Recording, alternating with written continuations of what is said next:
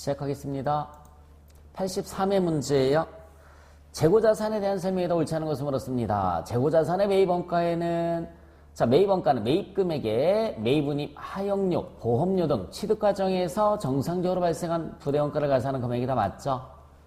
후이선출법에 의해서 원가 배분할 경우 기말재고는 최근에 구입한 상품의 원가로 구성된다. 후이선출법이 뭐죠? 가장 최근에 걸 파는 거니까 기말재고는 아주 예전께 남아있겠죠. 2번이 틀렸습니다. 후이선출법은 가장 최근에 걸 파는 거예요. 그러니까 기말재고는 가장 최근에 게 남아있는 것이 아니라 옛날 게 남아있을 거예요. 틀린 것은 2번. 선적지 인도 조건으로 판매한, 이거는 뭐죠? 그러면 선적하자마자 판매한 거예요. 선적하자마자 판매한 거니까 운송 중인 상품은 판매자의 재고자산이 아니죠. 맞습니다. 재고자산 원가 결정 방법에는 평균법, 선인선출법, 후이선출법 등이 있다도 맞죠. 틀린 것은 2번이었어요. 2번. 유동성에 따른 분류가 다른 것을 물었습니다. 선수금은 유동부채, 퇴직금은 충당부채, 사채, 장기차입금은 비유동부채죠. 2번의 답은 1번이네요. 다음 결산 시 다음 사항이 누락된 것을 발견하였다. 누락사항을 발견했을 때, 반영을 했을 때 당기순이익의 증가액은 어떻게 변하겠느냐라고 물었습니다. 분개를 한번 해보세요. 간단하게 해도 그냥 되는데 이거 분개하면 미지급 자동차 보험료가 있죠. 그러면 차변의 보험료 대변에는 미지급 비용이에요. 대변에는 미지급 비용, 금액은 7,000원입니다. 7,000원. 자, 그 다음에 외상매출금을 보통예금으로 받은 게 있어요. 차변의 보통예금, 대변의 외상매출금이죠. 대변에는 외상매출금. 자, 그런데 보통예금도 자산이고요. 외상매출금도 자산이기 때문에 둘 다 자산의 증가와 자산의 감소이기 때문에 이거는 당기순이익에 영향을 미치지 않습니다. 보험료는 비용이죠. 비용이 증가했죠. 미지급 비용은 부채죠. 부채가 증가했죠. 그러니까 결국은 이익은 감소가 될 것이다. 7,000원만큼. 답은 2번입니다. 자, 하나는 두 번째 분기는 자산이 증가, 자산이 감소. 하나는 증가하고 하나는 감소했기 때문에 당기순이익에 영향을 주진 않습니다. 2번이 답이에요. 자, 4번. 재무이익에 관련된 내용이다. 적절하지 않은 것을 물었습니다. 재무제표는 재무상태표, 손익계산서, 자본변동표, 현금흐름표, 주석이 있다. 맞죠? 일반적으로 인정된 회계원칙의 지배를 받는 것도 맞습니다. 기업의 이해관계자에게 유용한 정보를 제공하는 것을 주된 목적으로 한다도 맞고요. 특정 시점에 재무상태를 나타내는 보고서는 재무상태표죠. 틀린 것은 4번입니다. 5번. 일반기업회계 기준상 무형자산에 대한 설명이 더 옳지 않은 것을 물었어요. 연구 단계에서 발생한 지출은 그죠? 비용으로 인식하는 거 맞습니다. 무형자산 취득 후 지출로서 일정한 요건을 충족하는 경우에는 자본적 지출로 처리한다도 맞죠? 특허권, 영어권, 실용실현권까지는 맞는데 연구비는 비용이에요. 3번이 틀렸네요. 자, 무형자산의 상각은 관계업 법령이나 계약에 정해진 경우를 제외하고는 20년을 초과할 수 없습니다. 6번. 종합원가 계산에서 나타나는 특징이 아닌 것을 물었습니다. 고객 주문에 따라 제품을 생산하는 주문 생산 형태에 적합하다. 이건 개별원가 계산이죠. 6번에 틀린 것은 1번입니다. 원가 요소가 재료비와 가공비로 단순화되고요. 연속, 대량 반복 생산되는 형태이므로 기간 개념이 중요시 됩니다. 동일 공정에서 생산된 제품은, 공정이란 말이 들어가면 일단 종합원가 계산입니다. 동질적이라는 가정하에 평균화 가정에 기초해서 제품 원가가 계산되는 거 맞고요.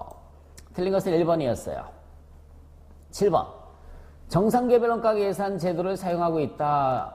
여러분, 정상개별원가 계산이 예정개별원가 계산을 뜻하는 겁니다. 정상이 예정개별원가 계산을 뜻하는 거예요. 재정환대표 배부 기준은 직접 노무시간이라고 나와 있고요. 예상 노무시간은 40시간이다. 실제 노무시간은 50시간이고요. 재정환대표 예정 배부액이 40만 원이고요. 실제 발생액이 50만 원일 때 예정 배부율은 얼마인가? 우리 예정 배부율 공식이 예정 배부율 곱하기 실제 시간이죠. 실제 시간은 예정 배부액입니다. 예정 배부액. 그러면 지금 예정 배부액이 40만 원 나왔어요. 는 40만 원. 실제 시간은 50시간 나왔고요. x 곱하기 50시간. 그죠? x 곱하기 50시간 하면 네, 40만 원이니까 x 값은 당연히 8,000원 나오겠죠? 7번의 예정 배부율은 8,000원이 답이 되는 거죠. 자, 원재료, 사용한 원재료, 원재료비란 얘기입니다. 원재료비는 100만 원이다. 기말의 원재료는 기초의 원재료보다 20만 원 더 많다. 자, 우리 기초 원재료 플러스 원재료 매입액이에요. 원재료 매입액 마이너스 기말 원재료. 마이너스 기말 원재료는 원재료비예요. 공식이. 얘가 0일 때 기말이 20만 원 더 많다라고 했으니까 20만 원 써보겠습니다. 플러스 매입액을 물었죠. x 마이너스 20만 원은 원재료비는 100만 원이 되는 거죠. 원재료비는 100만 원. 무조건 기초 원재료를 아무 숫자나 집어넣고 기말은 20만 원 큰 숫자 집어넣으시면 되는 거잖아요. x값은 120만 원. 8번의 답은 1번이 답이 되겠습니다. 8번의 답은 1번. 자, 9번 문제 볼까요?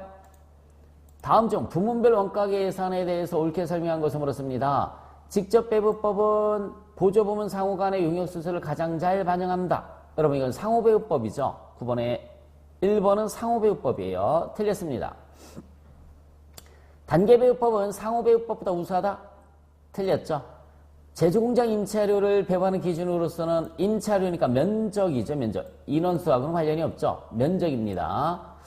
직접배우법, 단계배우법, 상호배우법의 차이는 보조부문 상호 간의 용역수수 반영 정도의 차이라고 할 수 있다. 맞죠? 가장 옳은 것은 4번이 됐습니다. 10번. 다음 원가에 대한 설명이다. 틀린 것을 물었습니다. 회피 불능 원가랑 일반적으로 이제 고정비를 회피 불능 원가라고 그래요. 선택이나 의사결정을 할 때 발생을 회피할 수 없는 원가를 의미한다. 맞아요. 일반적으로 고정비를 우리가 회피 불능 원가란 말 쓰는 거죠. 직접 재료비, 제조간접비 합을 가공비라고 한다. 틀렸습니다. 직접 재료비가 아니라 직접 노무비겠죠. 직접 노무비와 제조간접비 합계액을 가공 원가라고 한다. 이렇게 나왔어야죠. 이번에 틀렸습니다.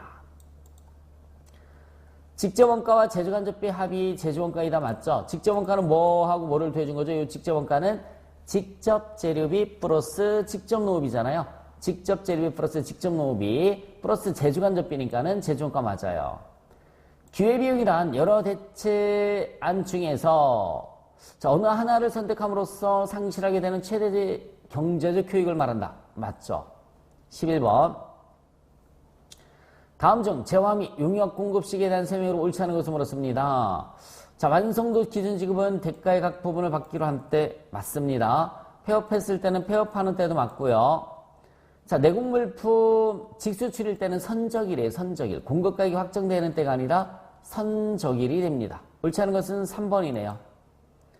부동산, 전세금에 대한 간주임대료는 예정신고기간 또는 과세기간 종료이라고 했고요. 옳지 않은 것은 3번입니다. 12번. 자, 부가세법상 영세율과 면세에 대한 설명에도 옳지 않은 것을 물었습니다. 재화의 공급이 수출에 해당되면 영세율을 적용한다. 맞죠? 면세 사업자는 납세 의무가 없고요.